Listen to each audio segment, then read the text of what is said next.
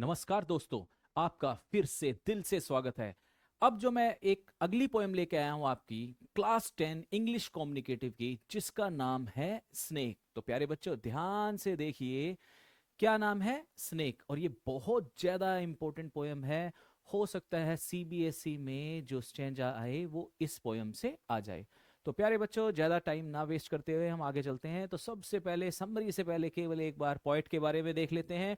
जो इसके पोएट हैं डीएच लॉरेंस, जो कि 1885 में पैदा हुए थे और 1930 में जिनकी डेथ हो गई थी। Was a renowned English writer, बहुत ही अच्छे रिनाउंड फेमस इंग्लिश राइटर थे। Poet and thinker, he is celebrated for his deep understanding of human emotions. और ये जो भी नॉवल लिखते थे या जो भी पोएम लिखते थे, उसके अंदर ह्यूमन इमोशंस के बारे में जरूर लिखते थे। Inner conflicts and the relationship between humans and nature. और ये हमेशा क्या देखते थे कि जो ह्यूमन है इसका नेचर के साथ में क्या रिलेशनशिप है, वो चीज आपको नजर आएगी इनकी कहानियों में। जैसा कि ये पोयम है स्नेक, इसके अंदर भी आपको ये चीज जरूर दिखेगी। His writings often highlight how natural instincts clash with social rules। तो इसमें आपको पता लगेगा प्यारे बच्चों, बहुत इंपॉर्टेंट लाइन है कि जो नेचुरल इंस्टिंक्ट्स है कैसे उसका क्लैश हुआ, किसके साथ में? सोशल रूल्स के साथ में, मोरल कंडीशनिंग के साथ में। Some of his well known literary works include Sons and Lovers. जो इनका बहुत ही फेमस वर्क है प्यारे बच्चों, उसका नाम है Sons and Lovers, the Rainbow and Women in Love. Lawrence's poetry is reflective, philosophical and rooted in real life experiences। तो इनका जो काम है, इनका जो वर्क है, उसमें आपको रियल लाइफ का कनेक्शन देखने को मिलेगा, जैसा कि आपको अभी इस पोयम में मिलेगा। अब हम चलते हैं समरी की तरफ। तो प्यारे बच्चों ज्यादा समय ना बर्बाद करते हुए समरी देखिए आप। ये जो पोयम है डीएच लॉरेंस ने लिखी है, ये इनका अपना रियल लाइफ एक्सपीरियंस है जो इनके साथ में हुआ, वही बताने जा रहे हैं। The poem Snake is written by DH Lawrence, it describes a real life incident. तो ध्यान से देखिए प्यारे बच्चों, क्या लिखा हुआ है? Real life incident. अब वो रियल लाइफ इंसिडेंट है वो क्या है? In which the poet encounters, encounter का मीनिंग है मुलाकात हुई। किसके साथ में हुई? स्नेक के साथ में हुई। याद रखिएगा, जब दोनों का एनकाउंटर हुआ, जब दोनों मिले एक ही जगह पर, जहां पर स्नेक और दूसरे हैं हमारे पोएट डीएच लॉरेंस। और कहां पे? एट हिज वाटर ट्रफ, यानी कि एक जगह है। कैसी जगह है ये देखिए प्यारे बच्चों, जहां पर पानी भरा हुआ है। और पहले वाले समय में आपको पता है कि इतना टैप वो वाटर नहीं हुआ करता था। तो जो इंसान था वो यहाँ से पानी भरा करता था। और यहाँ पर जब इनको प्यास लगी और जब ये आए, तो इन्होंने यहाँ पर आके क्या देखा? स्नेक देखा। तो प्यारे बच्चों क्या देखा? स्नेक देखा। Through this experience, the poet explores the conflict between human education and natural instinct। तो प्यारे बच्चों ये जो लाइन है, इसी लाइन पर क्वेश्चन बनता है। मैं आपको विश्वास के साथ कह सकता हूं, अगर आपने ये लाइन को समझ लिया तो आपका सीबीएसई में जो क्वेश्चन आएगा वो इसी से रिलेटेड आएगा। तो देखिए इसमें कॉन्फ्लिक्ट किसकी बात कर रहे हैं प्यारे बच्चों? कॉन्फ्लिक्ट किसका? Between human education and natural instinct. तो बड़े ध्यान से देखिए प्यारे बच्चों इसको। अब जो मेन क्वेश्चन बनेगा वो मेन क्वेश्चन इसी पे बनेगा जिस पर सारी की सारी पोएम लिखी गई है। कैसे कॉन्फ्लिक्ट होता है, यानी कि जब आपके दिमाग में एक लड़ाई छिड़ जाए कि ये करूं या वो करूं, ऐसे करूं या वैसे करूं। दिमाग में द्वंद आ गया, कॉन्फ्लिक्ट किस चीज में? Human education and natural instinct, यानी कि जो हमारी नेचुरल इंस्टिंक्ट है, यानी कि जो हम दिल से सोचते हैं हम वो करें, या फिर जो हमारी एजुकेशन ने हमें सिखाया है हम वो करें। तो अब देखते हैं आगे कि आखिर इसमें क्या होता है। As well as feelings of fear, respect, guilt and regret. और वही हुआ लास्ट में, जो इन्होंने स्टेप उठाया उसके बाद इनके साथ में क्या हुआ? उसके बाद इनको हुई रिग्रेट। तो प्यारे बच्चों क्या हुई? रिग्रेट। तो आगे चल के देखते हैं कि किस प्रकार की रिग्रेट है। The poem begins on a hot summer day in Sicily. तो प्यारे बच्चों ध्यान से देखिए, जगह कौन सी? सिसली। और ये जगह कहाँ है प्यारे बच्चों? इटली में। तो जो पोइट है डीएच लॉरेंस, वो अपना एक्सपीरियंस शेयर कर रहे हैं कि उस समय जो हमारे पोइट साहब थे वो कहाँ पे थे? वो इटली में थे। और इटली में कौन सी जगह में थे प्यारे बच्चों? सिसिली में थे। और कैसा दिन था? समर का डे था। तो कई बार मंथ पूछ लिया जाता है कि वो मंथ कौन सा था। तो प्यारे बच्चों ध्यान से देखिए, वो जो मंथ था वो जुलाई का मंथ था, जब इनका एनकाउंटर यानी कि किससे मुलाकात हुई? स्नेक से मुलाकात हुई। दोनों के बीच में एनकाउंटर हुआ।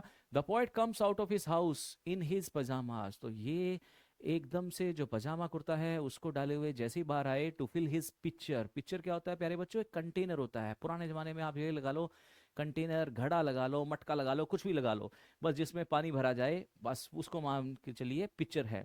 With water from a water trough. तो ये अपनी इस जगह पे आए। ये जो जगह है ये प्यारे बच्चों जगह कौन सी थी? वाटर ट्रफ थी, जहां पर ये पानी भरने के लिए आए थे।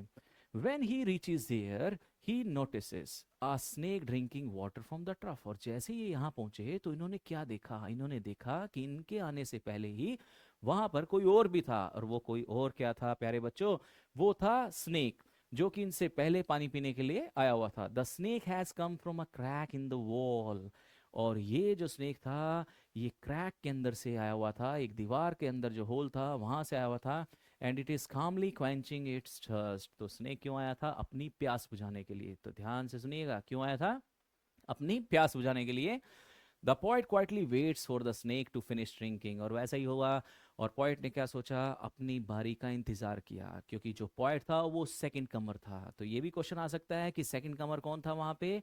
दूसरे नंबर पे कौन आया था? पॉइट आया था। तो उसको लगा कि पहले स्नेक आया है तो इसको पानी पी लेने दीजिए। ऐसा ही होता है ना, फर्स्ट कम फर्स्ट सर्व। तो आप जहां भी जाते हैं तो वहां पे भी ऐसे ही होगा, फर्स्ट कम फर्स्ट सर्व। तो यहाँ पे जो फर्स्ट कम फर्स्ट सर्व किसके लिए था? स्नेक के लिए था प्यारे बच्चों।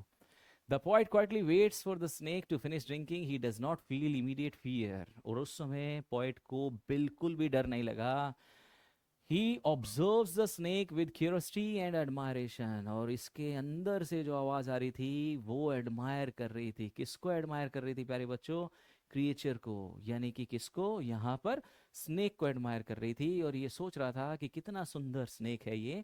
The snake is describe in vivid detail. It is golden brown in colour. तो ध्यान से निशान लगा लीजिए, क्योंकि ये भी क्वेश्चन पूछा जा सकता है कि जो स्नेक का कलर था वो कलर कौन सा था? तो प्यारे बच्चों गोल्डन ब्राउन कलर। नोट कर लीजिए इसको। And moves gracefully. The poet compares it to a king, calling it a king in exile. Next question जो बनता है आपका, इससे बनेगा, कई बार ये क्वेश्चन सीबीएसई में आ जाता है कि what do you mean by this Lion King in exile. तो किंग इन एग्जाइल का मीनिंग क्या है? ऐसा राजा जो अपने साम्राज्य में हो लेकिन उसके बाद उसको देश निकाला दे दिया हो। कैसा देश निकाला? तो यहाँ जो हमारे पॉइंट हैं डीएच लॉरेंस, वो क्या सोच रहे हैं? वो स्नेक के बारे में ऐसे ही सोच रहे हैं कि ये जो स्नेक है ये कहाँ मिलेगा? फॉरेस्ट में मिलेगा। कहाँ मिलेगा? फॉरेस्ट में मिलेगा। लेकिन यहाँ पर ये गलती से आ गया, तो इसीलिए उनके दिमाग में आया किंग इन एग्जाइल, यानी कि जो फॉरेस्ट का जो इसका अपना घर था उसको छोड़ के ये ह्यूमन जहां पे रह रहे हैं वहां आ चुका था। As he drinks peacefully and confidently. और जो स्नेक था बिल्कुल शांति से अपनी प्यास बुझा रहा था और पानी पी रहा था। The snake appears dignified and harmless while drinking water. और बिल्कुल देखने में बिल्कुल ऐसा लग रहा था कि जैसे ये जो स्नेक है बिल्कुल हार्मलेस है, कोई नुकसान नहीं पहुंचाएगा। The poet feels honour that such a creature has come to his trough. और बिल्कुल जो पॉइट भी है प्यारे बच्चों, वो भी अपने आप को क्या महसूस कर रहा है? ऑनर्ड महसूस कर रहा है कि उसके जगह जहां वाटर ट्रफ की थी वहां पर कौन आया है? स्नेक आया है अपनी प्यास बुझाने के लिए। At this moment he experiences a deep respect for the snake and for nature itself. और उस समय इसने डीप रिस्पेक्ट किसको दी? स्नेक को दी और नेचर को, क्योंकि जो नेचर की जो बनाई हुई चीजें हैं वो बहुत ज्यादा बढ़िया चीजें होती हैं। तो ये देखिए प्यारे बच्चों, कलर को नोट कर लीजिए कौन से कलर का है प्यारे बच्चों। जैसे मैंने आपको बताया गोल्डन ब्राउन कलर का है। स्नेक कौन से कलर का है? गोल्डन ब्राउन कलर का है। आगे देखिए, however the poet's thoughts are soon disturb by the voice of his education. अब जो मैंने सबसे स्टार्टिंग में बोला था आपको कॉन्फ्लिक्ट, तो कॉन्फ्लिक्ट में क्या हुआ? देखो, नेचुरल इंस्टिंक्ट क्या कहती है कि कितना सुंदर स्नेक है, भगवान के द्वारा जो बनाई गई कृति है गोल्डन ब्राउन कलर की।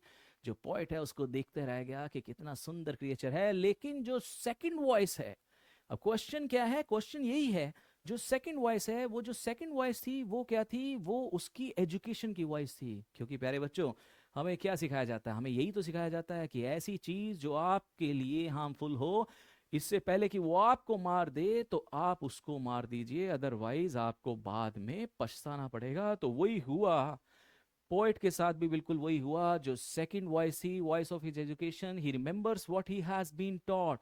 क्योंकि हमारे समाज में हमें यही सिखाया गया है, हमारी एजुकेशन ने हमें यही सिखाया गया है, that golden snakes in Sicily are poisonous. तो स्टार्टिंग में देखिए क्या कह रहा है कि golden snakes in Sicily are poisonous and dangerous. तो शुरुआत में इसको यही लगा, लेकिन बाद में इसको ये देखिए क्या लगा कि जो ब्लैक कलर का स्नेक है वो विनमस यानी कि डेंजरस नहीं होता। लेकिन इसके दिमाग में क्या आया, इसके दिमाग में आया कि जो गोल्डन स्नेक्स हैं वो पॉइजनस होते हैं और डेंजरस होते हैं।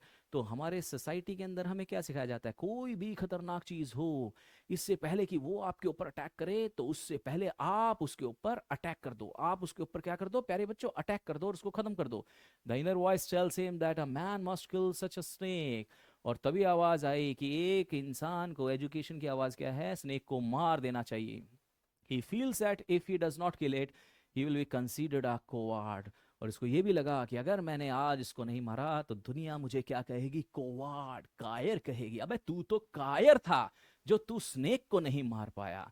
This creates a strong inner conflict between his natural admiration for the snake and the social conditioning that tells him to destroy it. दो चीजें हैं, अपना नेचुरल इंस्टिंक्ट क्या कहती है कि बहुत सुंदर है, एडमायर है, भगवान के द्वारा बनाई गई चीज बहुत सुंदर है, इसको नुकसान नहीं पहुंचाना चाहिए। और जो दूसरी आवाज थी, जो कॉन्फ्लिक्ट चल रहा था, दूसरी आवाज किसकी थी प्यारे बच्चों? उसकी एजुकेशन की। किसकी आवाज थी? एजुकेशन की। और एजुकेशन, सोसाइटी हमें क्या सिखाती है? जो इस प्रकार की जो डेंजरस चीजें होती हैं, इससे पहले कि वो आपको खत्म कर दे, आप उसको खत्म कर दीजिए। After drinking the snake slowly lifts it's had. और जैसे ही स्नेक ने पानी पी लिया तो उसके बाद उसने अपना सर उठाया, लुक्स अराउंड वाउगली, इधर उधर देखा, and begins to retreat back. और दोबारा से वापस हो लिया जहां से वो आया था, into the hole in the wall, जो कि दीवार के अंदर एक होल था, उस साइड में धीरे धीरे धीरे धीरे धीरे धीरे करते हुए चल पड़ा। At that moment the poet is overcome bye a sudden impulse. अभी अचानक ही उसके अंदर वही एजुकेशन समाज वाली बातें एकदम से आ गई और आवेग आ गया कि अरे क्या कर रहा हूं मैं, मार दे इसको, क्या कर रहा है तू, क्या कर रहा है तू, है इधर उधर क्या देख रहा है, मार इसको, मार मार जल्दी मार इसको। Acting out of fear and the pressure of his upbringing he picks up a log. उठाया बेटा लठ, एक लकड़ी का टुकड़ा लिया, लोग लिया। ये देखिए ध्यान से, क्या लिया? लोग लिया। क्या लिया? लकड़ी का एक टुकड़ा टुकड़ा लिया, जिसको आप स्टिक बोल सकते हैं या लोग बोल सकते हैं। और क्या किया? He picks up a log and throws it at the snake. और घुमा के मार दिया, रख के पटाखा उसके ऊपर। लेकिन वो तो बेचारे की किस्मत अच्छी थी स्नेक की, जो निशाना नहीं लगा। The log hits near the snake and the snake hurriedly slips into the hole in the wall. निशाना नहीं लगा, किस्मत अच्छी थी स्नेक की। और ये दोबारा से जिस होल से आया था उसी होल में प्यारे बच्चों ये वापस चला गया। Immediately after throwing the log, the poet feels ashamed of his action. अब बेटा क्या करे? क्या कर सकते हैं? जब एक्शन तो उठा लिया, लोग उठा के दे मारा, लेकिन वो जो स्नेक था वो वापस से होल में चला गया। बाद में हुआ रिग्रेट। क्या हुआ प्यारे बच्चों? बाद में रिग्रेट हुआ, उसको बड़ी शर्म आई कि मैंने आखिर ऐसा क्यों किया। देखिए इसका चेहरा, देखिए देखिए इसका चेहरा, बिल्कुल देखिए कैसा चेहरा, मुरझाया हुआ चेहरा। शर्म आ रही है, अपने ऊपर शर्म आ रही है कि क्यों मारा। He realizes that he has acted in a petty and cowardly manner। मतलब कि डरपोक हूं, इस मैं डरा हुआ था और मैंने ये एक्शन उठा लिया, मुझे ये एक्शन नहीं उठाना चाहिए था। He compares himself to the ancient mariner who killed the albatross without any reason। जो आपकी एक दूसरी पोएम है, the rhyme of the ancient mariner. और उसमें क्या हुआ था? उसमें जो एंशियंट मैरिनर था, जो बूढ़ा व्यक्ति था, उसने एल्बर्ट्रोस को मार दिया था। और बाद में उसको रिपेंटेंस हुआ, पछतावा हुआ कि उसने एल्बर्ट्रोस को क्यों मारा। तो कई बार जो क्वेश्चन है वो कंपैरिजन में पूछ लिया जाता है, क्योंकि उस पोयम में भी क्या था? रिपेंटेंस था, रिग्रेट था। और यहाँ पे भी क्या है? रिपेंटेंस है या रिग्रेट है? पछतावा ही पछतावा है, बिल्कुल बिना किसी कारण के। The poet regrets disturbing the peaceful snake. He feels that he missed an opportunity to experience something sacred and beautiful. यानी कि प्रकृति के द्वारा जो बनाई गई, जो नेचर के द्वारा बनाया गया जो क्रिएचर है, आखिर क्यों मैंने ऐसा किया, मैंने उसके ऊपर अटैक क्यों किया, बहुत ज़्यादा पछतावा हो रहा है हमारे पोएट टी.एच. लॉरेंस को. In the end, the poet wishes that the snake would return so that he could make amends. और अब इसको लग रहा है कि हे भगवान, वापस से आ जाए वो स्नेक, ताकि जो मैं कुछ अपने अंदर अमेंडमेंट कर सकता हूँ, उसकी सेवा कर सकता हूँ, वो मैं जरूर करूँ. लेकिन ऐसा नहीं हो सकता. एक बार जो तीर निकल गया वो वापस नहीं आता. ही feels that the snake was like a guest. अब यहाँ पे भी क्वेश्चन बनता है आपका, प्यारे बच्चों, the snake was like a guest. किसने फील किया? पॉइंट ने फील किया. अब वो कंपेयर कर रहा है, किसको कंपेयर कर रहा है? स्नेक को कंपेयर कर रहा है. किसके साथ कंपेयर कर रहा है? गेस्ट के साथ कंपेयर कर रहा है. और यहां पर लाइक यूज किया गया है. क्या किया गया? लाइक. अगर लाइक आ जाता है तो वहां पर होता है प्यारे बच्चों पर्सोनिफिकेशन. क्या होता है? Personification. And he behave badly toward it. The poem ends with a strong sense of guilt and self realisation. और लास्ट में जो ये पोएम खत्म होती है वो किस चीज में है? गिल्ट में, सेल्फ रियलाइजेशन में, कि मुझे ये काम नहीं करना चाहिए था. हमें नेचर के द्वारा जो बनाई गई चीजें हैं उसको नुकसान नहीं पहुंचाना चाहिए. तो प्यारे बच्चों, नुकसान नहीं पहुंचाना चाहिए, वही गिल्ट थी. The point understands that human beings often act cruelly because of fear and false ideas taught by society. ऐसा ही होता है.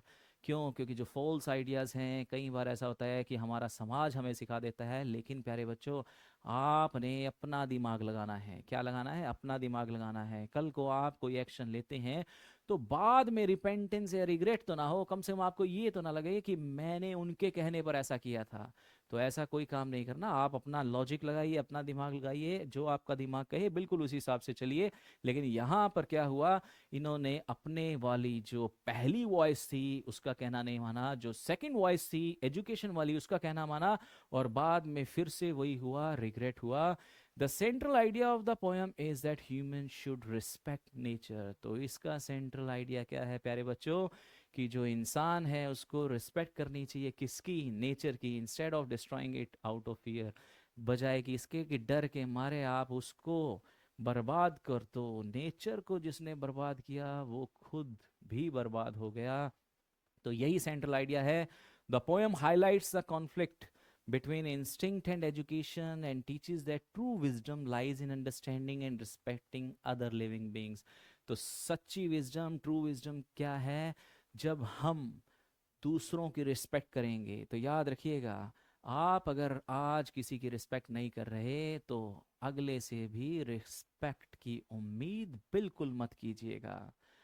अब बेटा पोएम खत्म हुई, जो इंपॉर्टेंट चीजें थी वो मैंने आपको बता दी. अब चलते हैं सेंट्रल आइडिया या थीम की तरफ. कई बार क्वेश्चन थीम पे पूछ लिया जाता है. The poem snake focuses on the struggle between natural human instinct and socially impose beliefs. घुमा फिरा के वही क्वेश्चन जो मैंने आपको पहले बताया. ये देखिए, स्ट्रगल चल रहा है, किसके बीच में चल रहा है प्यारे बच्चों? देखिए ध्यान से. स्ट्रगल चल रहा है natural human instinct and socially impose beliefs. यानी कि समाज के द्वारा, यानी आपकी एजुकेशन के द्वारा जो भी आपके दिमाग में चीज़ें सेट कर दी जाती हैं, एक तो वो, और दूसरा जो आपका दिमाग खुद जो डिसीजन लेने की सोच रहा है वो. तो इन दोनों के बीच में जो स्ट्रगल है वो दिखाया गया है. किसने? डी.एच. लॉरेंस ने इसमें. It strongly advocates respect for nature. और यहाँ पर एक मैसेज क्या दिया गया है कि हमें नेचर की फुल रिस्पेक्ट करनी चाहिए. एंड प्रमोट्स पीसफुल को existence with all living beings. और एक दूसरे के साथ मिलकर रहना चाहिए. The point questions human arrogance and violence toward harmless creatures. क्या फ़ायदा अगर आप वायलेंस करेंगे और अगर आप नेचर को नुकसान पहुंचाएंगे? उसका कोई फ़ायदा नहीं, क्योंकि जितने भी क्रिएचर्स हैं वो हार्मलेस हैं. जब तक आपको वो हानि ना पहुंचाएं तब तक आपको कोई ऐसा स्टेप नहीं उठाना चाहिए. वो बात अलग है कि अगर वो हानि पहुंचा रहे हैं तो स्टेप उठा दें, वो अलग चीज़ है. लेकिन जब तक हानि ना पहुंचाएं, नुकसान ना करें, तो आपको अभी उनको नुकसान नहीं करना चाहिए. Emphasising that fear and cruelty are learn behaviour other than natural responses. तो ये कि जो चीज़ें होती हैं, डर के मारे भी कुछ चीज़ें हो सकती हैं. आगे देखिए प्यारे बच्चों, पोएटिक एंड लिटरेरी टेक्निक्स, जो कि लिटरेरी डिवाइसेस हैं, और literary devices figure of speech के नाम से भी पूछा जा सकता है, कई बार क्वेश्चन फिगर ऑफ स्पीच आ जाए तो उसका मीनिंग भी लिटरेरी डिवाइसेस ही है।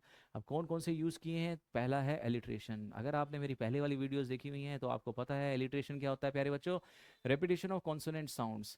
ये ऐड करते हैं म्यूजिकल क्वालिटी को, एम्फेसिस करते हैं, जैसे यहाँ पर एग्जाम्पल दिया है, he sipped with he straight mouth, स क्या है प्यारे बच्चों, स यहाँ भी है, स यहाँ भी है। और रेपिटेशन ऑफ कॉन्सोनेंट साउंड, तो जहां पे भी रेपिटेशन ऑफ कॉन्सोनेंट साउंड होगा वहां पर आपने दोनों आंखें बंद और लगा दीजिए एलिट्रेशन। Next is personification. तो प्यारे बच्चों पर्सोनिफिकेशन कहाँ है, the snake is describe with dignity and grace giving it human like nobility and calmness. तो देख लिए अब स्नेक के लिए क्या यूज किया है, डिग्निटी यूज किया है, ग्रेस यूज किया है, गेस्ट यूज किया है, ह्यूमन लाइक क्वालिटीज यूज कर रहे हैं हम किसके लिए, स्नेक के लिए। तो मैंने आपको पहले ही बताया है या तो नॉन लिविंग थिंग हो या फिर बर्ड्स हो, एनिमल्स हो, अगर उसमें ह्यूमन लाइक क्वालिटीज अगर हम डाल देते हैं तो वहां पर क्या होगा प्यारे बच्चों, पर्सोनिफिकेशन। क्या होगा, personification. Next imagery rich visual है, सेंसरी डिटेल्स बताई हुई है, help readers visually imagine the hot Sicilian day. यानी कि आपके दिमाग में ऐसी इमेज सेट कर दी जाए जिससे आप अंदाजा लगा सकें, किसका अंदाजा लगा सकें, हॉट सिसिलियन डे का, वाटर ट्रफ का and the snake slow movements का, कि जैसे जिग जैक मैनर से वो जो मूवमेंट चलती है बिल्कुल उसका, तो वहां पर होगी इमेजरी। नेक्स्ट प्यारे बच्चों क्या है, symbolism. The snake symbolizes purity of nature. Snake यहाँ सिंबलाइज किसको करता है, purity of nature, wisdom and misunderstood beauty, while the act of killing represents blind human aggression। और जो killing represents क्या कर रहा है, जो act of killing है वो represent किसको कर रहा है, blind human aggression को, जो हम आंख बंद करके विश्वास कर लेते हैं कि बिल्कुल जो लिखा गया है वो सच लिखा गया है, उसके अलावा सच नहीं है, ऐसा आपने नहीं करना है। तो वहां पर सिंबोलिज्म है। इनर कॉन्फ्लिक्ट बहुत ज़्यादा इंपॉर्टेंट है क्योंकि सारी पोयम में ये इनर कॉन्फ्लिक्ट ही है। The poet experiences a mental struggle between admiration for the snake and fear instilled by society. तो वही चीज़ है, अगर अपना दिमाग लगाया तो उसमें क्या था, एडमायरेशन था। क्या था प्यारे बच्चों, एडमायरेशन। किसके लिए एडमायरेशन था, स्नेक के लिए एडमायरेशन था। और फियर इंस्टिल्ड बाय सोसाइटी, और जो डर था वो किसने अंदर डाल रखा था, सोसाइटी ने डाल रखा था, समाज ने डाला हुआ था। तो ये जो इनर कॉन्फ्लिक्ट वाला जो क्वेश्चन है ये पक्का, अगर आप इसको समझ गए तो आपको सारी पोयम आसानी से समझ में आ जाएगी। नेक्स्ट प्यारे बच्चों क्या है, फ्री वर्स है। अब इसमें कोई राइम स्कीम नहीं है, the poem has no fixed rhyme scheme reflecting the poet's spontaneous thoughts and emotional flow. तो कोई राइम स्कीम नहीं है। तो प्यारे बच्चों जब कोई राइम स्कीम ना हो तो वहां पर आपने यूज करना है प्यारे बच्चों, किसका यूज करना है, फ्री वर्स का यूज करना है। किसका यूज करना है, फ्री वर्स। तो इस जो पोएम है, जो स्नेक पोएम है, इसके अंदर पोएट ने फ्री वर्स का यूज किया है क्योंकि स्पॉन्टेनियस और फ्लो जो भी दिमाग में आता गया वो लिखता गया। तो इस प्रकार से प्यारे बच्चों लिटरेरी डिवाइसेस हुए सारे कंप्लीट। अब कुछ लाइंस ऐसी दी जा रही हैं कि अगर ये क्वेश्चन 8 नंबर में आ जाए तो आप वहाँ पर कोटेशन के रूप में इन लाइंस का यूज़ कर सकते हैं इन्वर्टेड कॉमास में। पहला क्या है, respect for nature is a sign of true wisdom. बिल्कुल सही बात है, रिस्पेक्ट करो किसकी, नेचर की, जो कि ट्रू विजडम है। Fear is often taught by society, और जो डर है वो तो सोसाइटी के द्वारा सिखाया जाता है। जैसे आप जब छोटे थे तो आप मम्मी का कहना नहीं मानते थे तो आपकी मम्मा क्या कहती थी, चुपचाप बैठ जा वरना मैं तुझे स्टोर में बंद कर दूंगी। और स्टोर में बंद कर दिया तो वहां आएगा बाऊ, क्या हो जाएगा, बाऊ। तो छोटा बच्चा तो डर जाता है ना, क्योंकि उसके दिमाग में सेट कर दिया कि अगर कहना नहीं माना तो स्टोर में बंद कर दूंगी और स्टोर में आएगा बाऊ। तो वही चीज है, वही सोसाइटी है, वही सब कुछ सिखा रही है। तो सोसाइटी के हिसाब से चलो या अपने दिमाग के हिसाब से चलो, वो अब आपने देखना है। Next, human beings must question blind traditions. तो जितने भी ब्लाइंड ट्रेडिशंस हैं ह्यूमन को क्वेश्चंस रेज करने चाहिए instead of following them without thought. बिना इसके कि हाँ भाई भेड़ चाल चलती रहो, जो लोग कर रहे हैं वो ही हम करते रहें, ऐसा नहीं है। अपना दिमाग लगाइए, अपना दिमाग लगाइए, वरना आपकी भी वही कंडीशन होगी जैसे एक भेड़ की होगी। अगर पहली वाली जो भेड़ है वो ट्रैक के ऊपर चलना शुरू हो जाए तो पीछे वाली जितनी भी भेड़ें होंगी वो भी ट्रैक पर चलना शुरू हो जाएंगी और उसके बाद ट्रेन से सारी की सारी मर जाएंगी। तो violence against harmless creatures leads to guilt and moral regret. तो violence creates against harmless creatures, नहीं करनी, नहीं करनी बाबा, नहीं करनी। Instinctive admiration for life is more human than learn cruelty. तो अपने मन की जो सोच है उस पर आपने देखना है कि वो ठीक है या नहीं है। Coexistence with nature is essential for inner peace and moral growth. Coexistence, हमेशा मिलजुल कर रहो, बेशक वो नेचर हो या इंसान हो। अगर आप एक दूसरे के साथ मिलकर चलेंगे तो ही आप सक्सेसफुल हो पाएंगे। अगर आपको लगता है कि मैं ही मैं हूँ, मेरे अलावा और कुछ नहीं, तो फिर कुछ नहीं मिलेगा। तो इसी प्रकार से प्यारे बच्चों, जो ये पोयम थी, जो स्नेक है, वो ख़त्म हो गई।